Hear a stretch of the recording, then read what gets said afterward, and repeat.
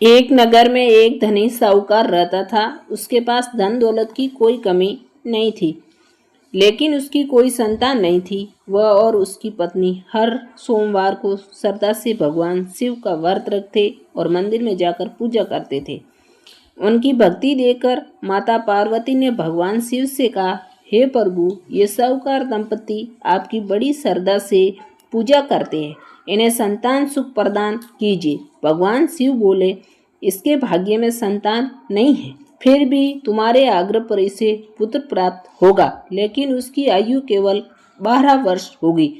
कुछ समय बाद साहूकार के घर सुंदर पुत्र का जन्म हुआ। घर में खुशियां सा गई। जब बालक बड़ा हुआ और 12वें वर्ष में पहुंचा, तब साहूकार ने उसे मामा के साथ काशी पढ़ने भेज दिया।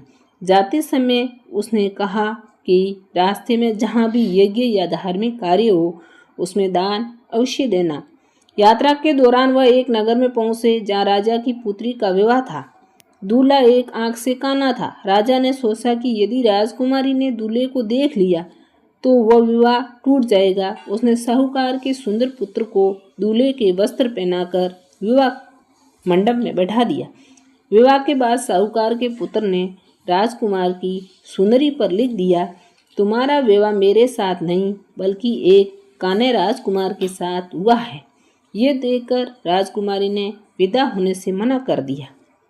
बाद में राजा को सच्चाई पता चल गई। उधर साहूकार का पुत्र काशी पहुंच गया।